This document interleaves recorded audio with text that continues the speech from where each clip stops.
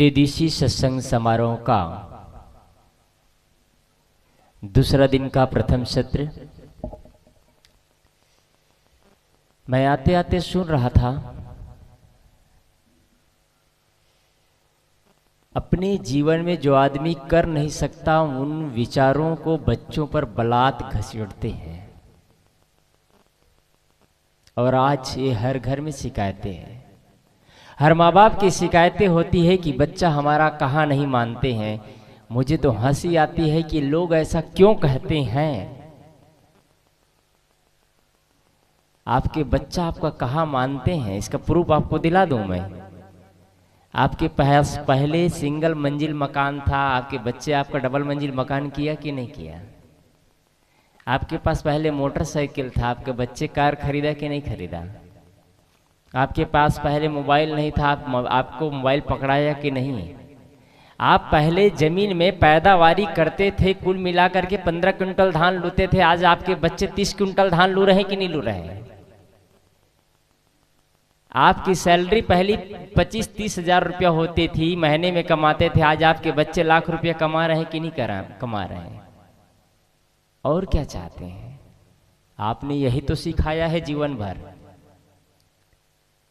आपने यही तो सिखाया है जीवन भर, कैसे पैसा कमाना है, मकान बनाना है, घर बनाना है, दुकान बनाना है, कैसे नौकरी करना है, कैसे आगे बढ़ना है, मकान दुकान धंधा पानी के क्षेत्र में। यही तो जीवन भर आपने सिखाया है।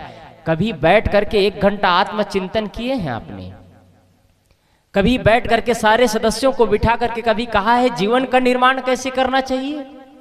बैठ करके चिंताएं ये हुई है कि मकान कैसे बनाना है, पैदावारी कम क्यों हो रही, कौन सा दवाई डाला जाए, इसके बारे में चर्चा हुआ है। कभी बैठ करके चिंतन किया गया है कि आपस का प्रेम कैसे घट रहा है, हमारे बीच में तनाव क्यों पैदा होता चला जा रहा है, हमारे घर के बच्चे क्यों बिगड़ रहे हैं, हमारे भाई भाई में टूटन की व्यवस्था क्यों आ गई है, हम आपस में परिवार में एक दूसरे में तनाव क्यों पैदा हो रहा है। क्या इस बारे में चिंतन हुआ है। कभी आपने चिंतन ही नहीं किया, फिर क्यों कहते हैं कि हमारे बच्चे हमारा कहा नहीं मानते। आज हर माँ बाप अपने अपने अपने अपने विचारों को अपने बच्चे पर थोपते हैं। तुम ये करो, कहाँ जा रहे हो, ये करो वो करो। एक पिता थे, अपने बच्चे को कहे तुम अच्छा डॉक्टर बन जाना। जब पहली क्लास में पढ़ रहा था तभी कहे तुम अच्छा से पढ़ो, अच्छा से पढ़ो। बच्चा का पढ़ने में ज्यादा इंटरेस्ट नहीं था। उनके दबाव में आकर के बच्चा पढ़ता रहा, 10वीं 12वीं कर लिया। उसके बाद में उनके पिता का दबाव है तुम अच्छा से डॉक्टर बन जाओ। वो बच्चा का पढ़ने का मन इंटरेस्ट उसमें नहीं था। वो बनना चाहता था, आर्किटेक्ट बनना चाहता था, अच्छा इंजीनियर। उनके पिता का दबाव इतना था, वो कहना चाहता था अपने पिता से कि मैं डॉक्टर नहीं बनना चाहता हूं, लेकिन उनका पिता का दबाव। एक दिन कहे तुम अब पेपर एग्जाम की तैयारी करो, कोई जगह कहीं से एडमिशन लो, अच्छे डॉक्टर की डिग्रियां हासिल करो। इतना में बच्चा बोलने ही वाला था, पापा बस बोला था। इतना में बोलते उनका पापा मैं कुछ नहीं सुनना चाहता, अगर तुम डॉक्टर नहीं बनोगे तो मैं आत्महत्या कर लूंगा। बच्चा कहता है महाराज जी, जब पापा ने बोला कि मैं कुछ नहीं सुनना चाहता, अगर नहीं बनोगे डॉक्टर तो मैं आत्महत्या कर लूं, तो बस मैं बोलने ही वाला था ठीक है पापा तुम आत्महत्या कर लो, क्योंकि मैं तो रोज मेरी हत्याएं हो रही है तुम्हारे विचारों से।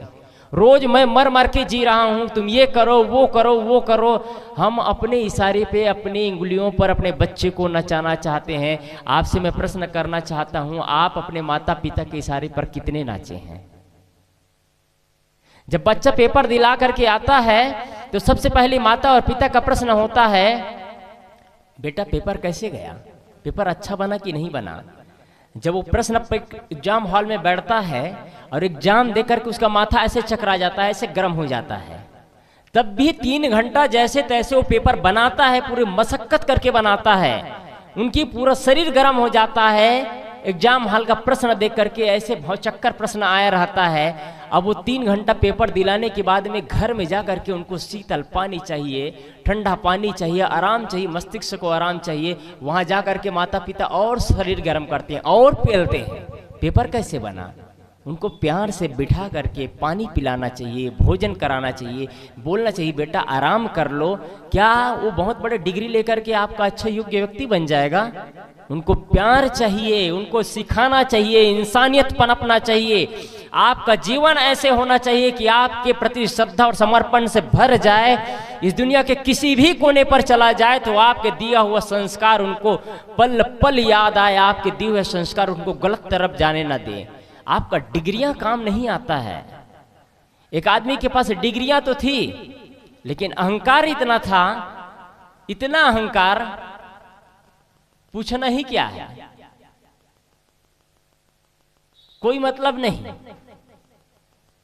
एक बताऊं उदाहरण में, जब आदमी के पास अहंकार बस काम आता है और आप कहेंगे मेरे पास में इतनी डिग्रियां है, मैं ये पढ़ा हूं, ये लिखा हूं, और आप ये सारे चीज सबके पास बताते रहे और कोई कागज पकड़े हो अपने डिग्रियां और अपने पत्नी के पास भी यही रोब बताते रहे कि देखो जी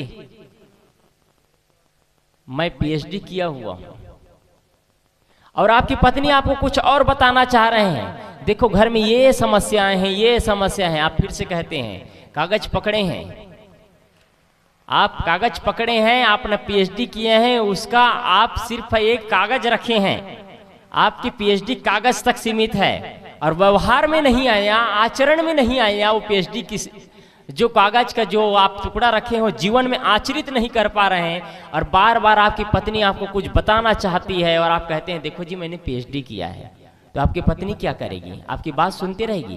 वो जो कागज पकड़े हैं ना, डिग्रियां पकड़े हैं, उठाएगी, 4 टुकड़ा मारेगी और फेंक देगी, लो तुम्हारा धारण हो पीएचडी। काम आएगा पीएचडी?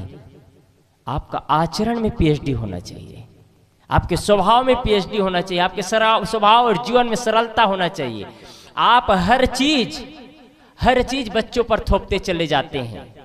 आपका अपना जीवन रहा, आने वाली पीढ़ी का अपना जीवन है, आपका जीने के तरीके अलग रहे, आने वाले पीढ़ी के बच्चे, आने वाले बच्चे का जीवन अलग तरीका है। उनको सहारा दीजिए। एक बूढ़ा व्यक्ति घर का व्यवस्था देखता था, सारी व्यवस्था देखता था।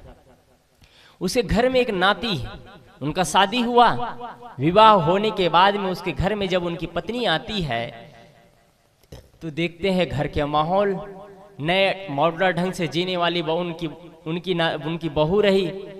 जिस घर में पढ़ी बढ़ी लिखी पढ़ी वहाँ मॉडर्न ढंग से जीवन रहा, सब चीज आल फैसिलिटी, सुंदर व्यवस्था, साफ सुथरा। जब घर में ससुराल में आती है तो देखती है सब ऐसी ही व्यवस्था, अव्यवस्थित जीवन, अदर कचर, आपके शब्दों में कहे तो कोई पर्सनालिटी नहीं जीवन में। वो देखते हैं घर में आने के बाद में घर ऐसा दिख रहा है। अपने पति से कहता है जी अब यहाँ नहीं रह सकते हम। थोड़े दिन होता है, रहने के बाद में जाने की तैयारी करते हैं, कहे अब शहर में बसेंगे, वहीं रहेंगे, वहीं अपना जीवन यापन करेंगे, इस जगह पर रहना हमारा मुश्किल है। ये बात होती होती धीरे धीरे बढ़ते चली गई और पति और पत्नी की तैयारियां चालू हो गई। उनके घर में उनकी ननंद जी है, घर में आई बहू उनकी ननंद है। आपस में पति पत्नी की तैयारियां हो गई, बेक पेक हो रहा है। और ननंद जी को पता चल गया, उनके ननंद को, कि अब हमारे भैया और भाभी इस घर को छोड़ करके शहर के लोग बसेरा करने वाले हैं।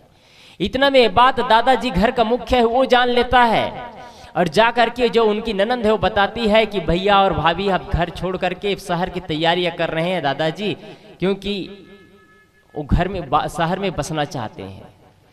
इतना में उनके जो घर के मुखिया हैं दादाजी हैं, वो बहू को और अपने नाती बहू को बुलाते हैं, कहते हैं सुना हो तुम लोग बाहर जा रहे हो। बहू से पूछते हैं हाँ दादाजी, मुझे इस घर का सिस्टम, रंग रोगन, इस घर की फैसिलिटी मुझे थोड़ा अजीब लग रहा है, अटपटा लग रहा है, मैं थोड़ा से अच्छे ढंग से जीना चाहती हूँ।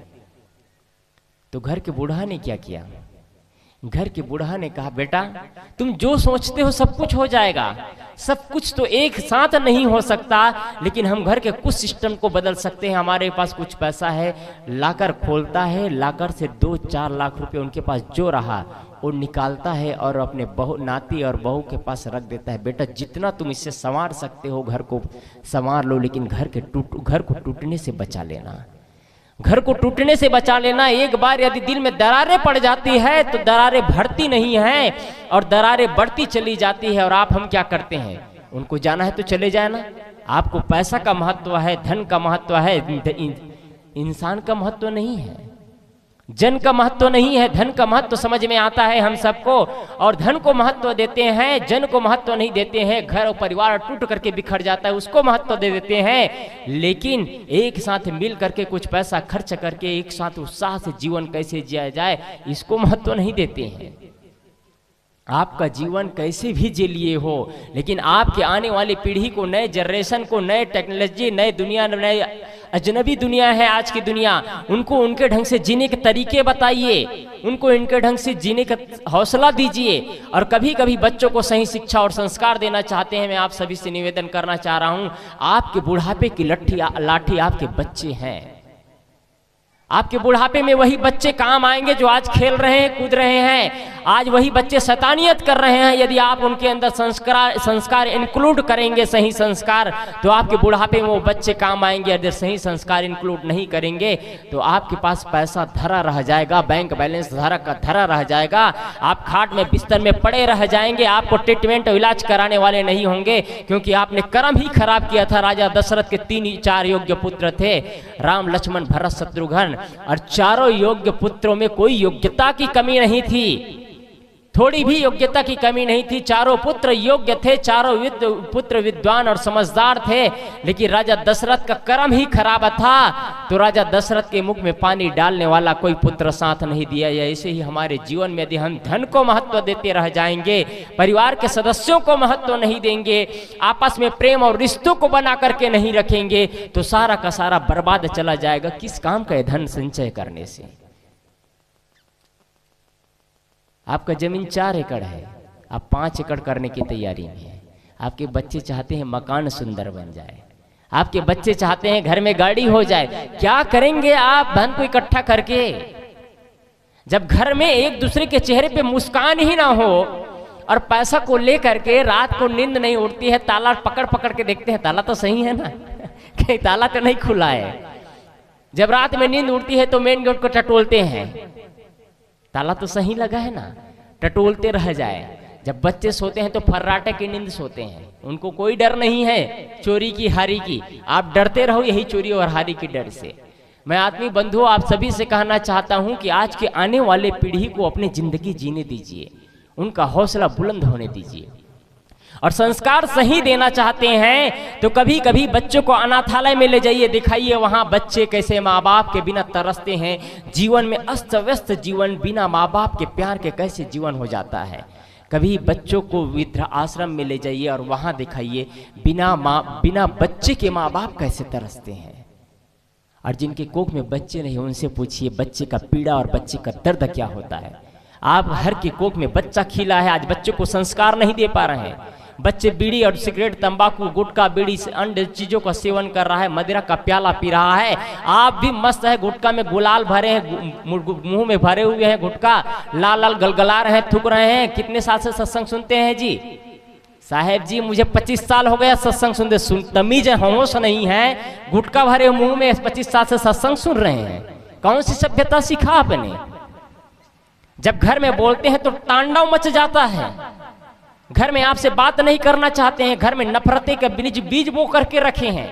जैसे ही घर में प्रवेश करते हैं पत्नी अलग कमरे में चली जाती है, बच्चे अलग कमरा में चला जाता है। घर का माहौल अशांत करके रखे हैं।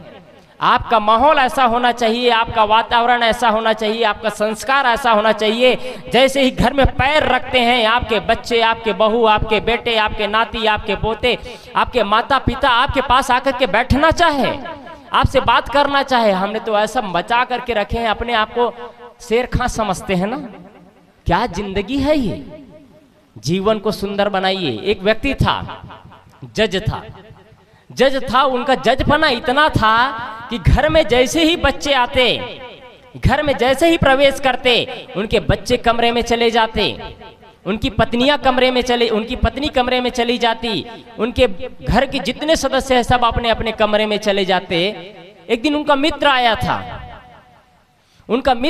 था और मित्रों के साथ में मित्र आया तो उनको जो घर का जो जज साहब था वो नहीं था, उनके मित्र आए तो उनके मित्र नहीं जज साहब, और जज साहब की पत्नी, उनके बच्चे, उनके बहू बेटे, सारे लोग बैठ करके आनंद से चर्चा कर रहे हैं, आनंद से चर्चा कर रहे हैं, एक दूसरे में चेहरे पे मुस्कान है, हंस हंस के चर्चा कर रहे हैं। जैसे ही जज साहब गाड़ी से उतरता है और गाड़ी से उतरते ही घर में जैसे ही प्रवेश करता है, प्रवेश करते ही बच्चे अपने कमरे में दुम हिला करके अंदर चले जाते हैं।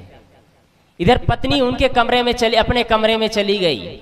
जज साहब कहते हैं भाई साहब क्या बात है, आप नहीं आए थे तब हम लोग बैठ करके आपस में मस्त आनंद से चर्चा कर रहे थे, आपके आते ही बच्चे कमरे में चले गए, ऐसी क्या बात हो गई? जज साहब इतना में क्या कहता है, किसकी मजाल है जो मेरे सामने बैठ करके बात कर सके। जज साहब कह रहा है अपने पत्नी को, अपने बच्चा को, अपने माता पिता को कह रहे हैं किसकी मजाल है जो मेरे सामने बैठ करके बात कर सके। इतना में जज साहब कहते हैं भाई साहब ये अच्छी बात नहीं है। उनकी पत्नी को हौसला बुलंद हुआ, उधर से अंदर से कह रही है भाई साहब अपने मित्र को समझा दीजिए कि अपना जजपना जज में ही कोर्ट में ही छोड़ करके आया करें। यहाँ हम उनके इंतजार करते रहते हैं, उनसे बातें करना चाहते हैं, उनसे मिलना चाहते हैं, और यहाँ आकर के अपना जजपना ना दिखाया करें। उनको हौसला मिल गया। उनके मित्र कहते हैं भाई साहब आप घर को नर्क बना करके रखे हो, एक घर मंदिर है, एक घर आपका जजपना नहीं होना चाहिए, घर में ये कोर्ट नहीं है, ये यहाँ अपना वैकलियत मत दिखाइए, अपना जजपना मत दिखाइए। यहाँ आने के बाद में प्यार बिखेरिए, प्यार बिछाने का काम करिए। जैसे ही घर में प्रवेश करते हैं कुछ मिठाई लेकर के आ जाइए, बच्चों को खिलाइए, पत्नी को खिलाइए, माँ बाप को खिलाइए, तब आपका घर में सम्मान होगा। कटु और जहर विष बो करके घर में मत आइए। आपका घर मंदिर का द्वार है, आपका घर मंदिर है, यहाँ रहने वाले सारे सदस्य देवी देवता है। आप कैसे व्यवहार करते हैं आपके घर में? और लोग कहते हैं बच्चे हमारा कहाँ नहीं मानते, कहाँ से कहाँ मानेंगे, आपने सिखाया ही कब है? घर में जब आपस में पति और पत्नी रहते हैं तब लड़ाई चलता है, सास और बहू बैठे हैं तब लड़ाई चल रहा है, देरान और जेठान बैठे हैं तब लड़ाई चल रहा है, घर में तांडव मचा करके रखे रहते हैं। कौन सा संस्कार, कौन सा विद्या खोला है आपने? क्या मतलब होता है कि आप 20 कुंटल से 40 कुंटल धान लू लिए, काट लिए, आपकी बढ़ोतरी नहीं भाई साहब, ये धन की बढ़ोतरी है, मकान की बढ़ोतरी है, गाड़ी और घोड़े की बढ़ोतरी है, पद की बढ़ोतरी है। आपकी बढ़ोतरी, आपका विकास तो तब है जब आपके आचरण में, आपके स्वभाव में निरंतर आए, आपके स्वभाव में प्रेम टपके, आपके वाणियों में लस आना चाहिए, माधुर्य आना चाहिए। आपके बच्चे, आपके परिवार, आपके इत्र मित्र सारे लोग आकर के आपसे बात करना चाहे, आपसे मिलना चाहे, आपके पास वो सर्वगुण होना चाहिए, तब आपकी संपन्नता है, आपका विकास है। नहीं तो आप ह्रास की ओर चलते जा रहे हैं, आपका विनाश होता चला जा रहा है, आप विखिन्न होते चले जा रहे हैं, आप टूटते चले जा रहे हैं, बिखरते चले जा रहे हैं। आपका अपना कोई नहीं है। आपसे कोई प्यार करते हैं तो पिता के रिश्ता मान करके प्यार कर रहे हैं, कोई आपके धन की वजह से आपसे सम्मान कर रहे हैं, कोई आपके पद की वजह से आपका सम्मान कर रहे हैं। आपका सम्मान आपके स्वभाव की वजह से नहीं हो रहा है, तो कौन सा विकास कमाया आपने? कौन से ऐश्वर्य है आपके पास? आत्मिक बंधुओं, आपके बच्चे ही आपके बुढ़ापे की लाठी है। बुढ़ापे में आपके बच्चे आपके काम आएंगे। आप ऐसा सींचना, ऐसे संस्कार इंक्लूड करना अपने अंदर ऐसा संस्कार अर्जित करिए कि आपके बच्चे आपके हर क्रियाकलाप को स्वीकार कर सके। आपके बच्चे जब आपका चरण स्पर्श करे तो आपके चेहरे पे मुस्कान हो, और जब आशीर्वाद देते दांतों से दांत खुले तो दांत चमकता हुआ हो, लाल लाल रंगा ना हो। लाल लाल दांत रंगा है, गलगल गलगल थूक रहे हैं, आशीर्वाद भी दे रहे हैं, और धार्मिक भी बने हैं, सनातनी भी बना है, सुत उठ के पूजा पाठ भी कर लेते हैं, सुत उठ के कबीर का नाम जप तब भी कर लेते हैं, गायत्री जप भी कर लेते हैं, ओम नमः शिवाय का जप भी कर लेते हैं। ये सब ढूंढ काम नहीं आने वाला है जीवन में। एक लोटा जल पानी में उड़ेड़ देते हैं ले जा करके शिव भोले में, और अंदर में जहर भर के रखे हैं। ये सारे चीज काम नहीं आएंगे। काम आता है आपका प्रेम। प्रेम को उड़ेरिए। ये प्रेम को जितना सींचते चले जाएंगे, प्रेम विस्तार होता चला जाता है। आदमी के पास धन ऐश्वर्य बढ़ता चला जा रहा है, प्रेम के कंजूस और दरिद्र होते चले जा रहे हैं। मैंने कल भी कहा था, आपकी पूजा और पाठ महत्वपूर्ण नहीं है, महत्वपूर्ण है आपके जीवन जीने की शैली। आप 15 मिनट की पूजा बंद कर दीजिए, पूजा की जरूरत नहीं है। वो 15 मिनट का समय निकाल करके अपने मम्मी पापा को, अपने दादी दादा को, अपने घर के बच्चों को देने का प्रयास करिए, आपका घर मंदिर बन जाएगा। आप क्या करते हैं? सत्संग का महत्व इतना ही है। यहाँ से जाने के बाद आप पूजा करते हैं, पाठ करते हैं, हवन करते हैं, तर्पण करते हैं, आपकी सोच है। यहाँ से जाने के बाद आप बदल करके जाइए। अब मैं विकास कर पाऊं या ना कर पाऊं, मैं आत्म विकास करूं, सबसे प्रेम करना तो सीख जाऊं। कल बोलने पर मैं चर्चा करूंगा, वाणी का संयम।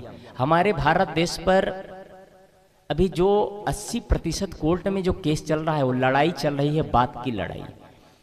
बूढ़ा हो जाते हैं, बच्चा तो बच्चा, 80 साल के बुढ़े को भी बात करने की तमीज नहीं आ पाती है। जब बोलते हैं तो लगता है मुख से जहर निकाल रहे हैं, जब बोलते हैं लगता है मुख से जहर निकाल रहे हैं। ऐसे प्रेम से बोलना चाहिए। जब कोयल की आवाज़ कोई भी सुनना पसंद करते हैं, कौवे की आवाज़ कोई पसंद नहीं करते हैं। कुछ लोग बोलते हैं तो ऐसा लगता है कि मुख से जहर का प्याला उड़ेड़ दे रहे हैं। आप बोलो ऐसे, मैं कल भी कहा था, बोलो तो पहले तो लो, कब कितना कहाँ उचित है। जुबान न तुम लड़ाओ, भला कौन तुम्हें बिगाड़ेगा। वाणी न तुम लड़ाओ, भला कौन तुम्हें बिगाड़ेगा। हम वाणी को बिगाड़ते हैं, वाणी को बिगाड़ते हैं। हमारे आंख 2 हैं, आंख सिर्फ देखते हैं, कान 2 है सिर्फ सुनते हैं, नाक 2 है सिर्फ सूंघते हैं, और जीभ 1 है, काम 3 है। उससे भोजन करते हैं, उससे रसपान करते हैं, उससे बोलते हैं। और वो भी ऐसा मुलायम जीभ है जो 2 दांतों के बीच में है। थोड़ी सी असावधानी हुई तो कट जाता है, पीस जाता है, और उस थोड़ी और असावधानी हुई तो गलत शब्द बोल दिया तो जीवन को भी चौपट कर जाता है। ये कब कैसे बोलना है सोच करके, वजन तौल करके बोलना, नहीं तो जीवन नरक बन जाएगा।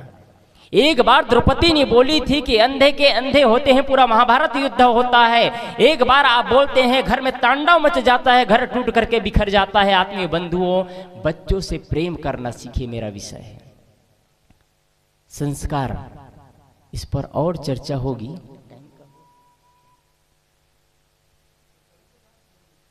और संत लोग विराजमान,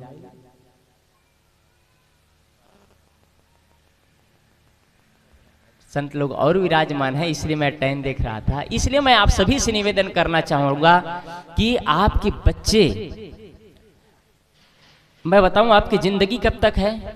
जब किसी लड़की और लड़का का शादी होता है, सबकी शादी हुई है, अधिकतम लोग बैठे हैं उसमें से, आपकी जिंदगी कब तक रही बताऊं। जब किसी लड़की और लड़का का शादी होता है, जब तक उसके बच्चे नहीं तब तक उसकी जिंदगी है।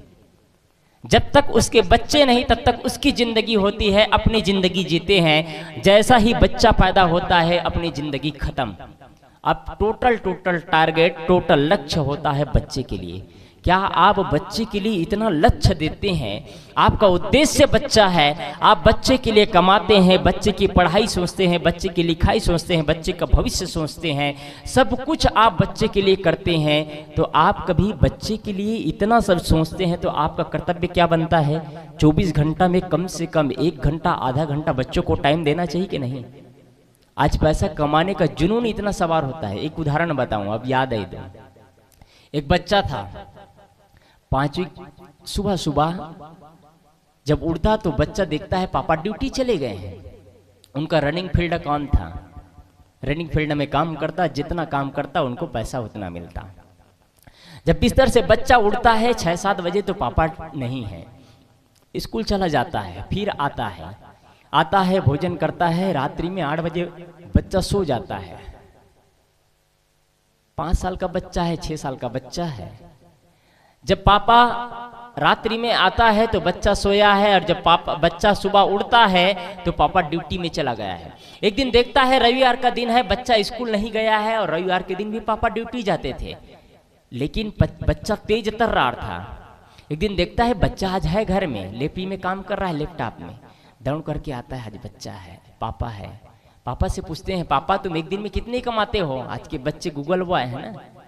पापा तुम एक दिन में कितने कमाते हो? पापा का उत्तर क्या है? मैं कितना कमाता हूँ इससे तुमको क्या कर रहे हैं? तुम्हारे सारी व्यवस्था मैं करता हूँ, भोजन चाहिए, कपड़े चाहिए, पैसे चाहिए, सारी व्यवस्था तो मैं करता हूँ, तुमको इससे क्या मतलब है? बच्चा चुप हो जाता है। थोड़ी देर बाद आकर के फिर से प्रश्न करता है। बच्चा को डांट दो, बच्चा पकड़ता नहीं है। इसलिए बच्चे की तरह निर्मल मन होना चाहिए। थोड़ा देर बाद आकर के बच्चा फिर से प्रश्न करता है, पापा एक दिन में, अच्छा ये बता दो पापा, एक घंटे में कितने कमाते हो? पिता का फिर से प्रश्न आता है, उत्तर, भाई कितना कमाओ, तुमको क्या करना है बेटा, ये तो बताओ, तुम क्यों पूछ रहे हो? अच्छा छोड़ो पापा, ये तो बता दो कि एक घंटे में कितने कमाते हो? पापा ने कहा, मैं एक घंटा में 200 रुपया कमाता हूं। बच्चा थोड़ा देर बाद आता है और कहते हैं, पापा मुझे 100 रुपये की जरूरत है, दोगे क्या? फिर से पिता का उत्तर है, तुम पैसों की क्या करोगे, मैं तुम्हारी सारी व्यवस्था करता हूँ, जो खाना है, जो पीना है, कपड़े चाहिए, फीस चाहिए, सारी व्यवस्था मैं करता हूँ, तुम पैसा का क्या करोगे? बच्चा फिर चला जाता है। थोड़ी देर बाद उनके पापा को लगता है आखिर बच्चा पैसा क्यों मांग रहा था, इनको क्या बात है। थोड़ी देर बाद बुला करके 100 रुपये निकाल करके देता है। बच्चा खुशी से दौड़ झूम उड़ता है और दौड़ करके जाता है और बिस्तर पलट करके रखता है। वहां पर देखता है उनके पापा रेडी, उनके पास 100 रुपया, 200 रुपया हो गया। पिता इतना में प्रश्न करता है, बेटा तुम्हारे पास ऑलरेडी 100 रुपया है और 100 रुपया तुमने मेरे से और क्यों मांगा? पापा बताता हूं ना। वो 200 रुपया निकाल करके अपने पापा को देता है और पापा से कहता है, पापा मैं आज आपका 1 घंटा खरीदना चाहता हूं, मैं आपका 1 घंटा खरीदना चाहता हूं, आपके साथ बैठ करके मैं लंच करना चाहता हूं। मैं ना जाने कब से आपके साथ बैठ करके लंच किया है, 1 घंटा खरीदना चाहता हूं, आपके साथ बैठ करके लंच करना चाहता हूं। पापा के आंखों में गंगा और जमुना की धारा बहना शुरू हो जाता है और बच्चे को अपने सीना से लगा लेता है। क्या आपके पास समय है? समझता हूं मैं सब लोग बच्चे के साथ भोजन करते हैं, लेकिन एक ऐसा भी समय होना चाहिए जहां बैठ करके आप उनके जीवन निर्माण की चर्चा करो कि बड़ों का सम्मान कैसे किया जाता है, जीवन को कैसे सींचा जाता है, जीवन को कैसे संवारा जाता है, क्या खाना चाहिए, क्या पीना चाहिए, किसके साथ किसके कैसे मित्र होना चाहिए, कैसे बोलना चाहिए, कैसे चलना चाहिए। ये जीवन का निर्माण है। डिग्रियां जीवन के निर्माण नहीं, डिग्रियां तो आता है चला जाता है। आज तो डिग्रियां पैसों से भी बिकता है।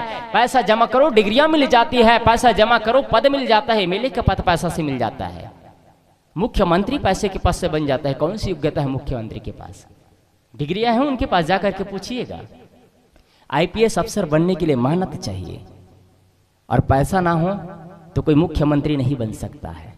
आईपीएस अफसर भी मुख्यमंत्री नहीं बन सकता पैसा है पर भी, लेकिन पैसा है, थोड़ी दिमाग है तो आप पैसा बांट करके लोगों को आपको खरीद सकते हैं। सब बिकने वाले बैठे रहते हैं, कोई बिरला बिरला होता है योद्धा जो बिकता नहीं है पैसा से, और आप में से उनमें उसमें हो तो बहुत बहुत धन्य के पात्र हैं। नहीं तो आज गांव गांव के हर व्यक्ति बिक रहा है। कोई प्याला में बिकता है, मदिरालय के प्याला में, तो कोई गिलास में, तो कोई कप प्लेट में, तो कोई फोड़ा में, तो कोई और चीज में बिक रहा है। बिक तो सब रहे हैं, क्योंकि सब अपने स्वभाव को, अपने आप को बेच रहे हैं, अपने आप को कहीं ना कहीं बेच रहे हैं। इसलिए आत्मीय बंधुओं, आप सभी से निवेदन है, आपका जीवन सुंदर होना चाहिए। आपका व्यक्तित्व का निर्माण ऐसा होना चाहिए, इतना गंभीर और व्यक्तित्वशाली कि आपके बच्चे आपका अदब कर सके, आपके बच्चा आपके प्रति श्रद्धा से झुक सके, आपके बच्चे आपके पास समर्पण से झुक सके और आपका सलाम कर सके, पल पल याद करे। आपका दिया हुआ संस्कार कभी मदिरालय की तरफ उनका पैर न बढ़ने पाए, ये संस्कार आप अपने बच्चे को दीजिए, सुंदर जीवन का निर्माण करें। बस इतना ही कहकर अपने वाणी को मैं विराम देता हूँ। बोलिए सद्गुरुदेव की।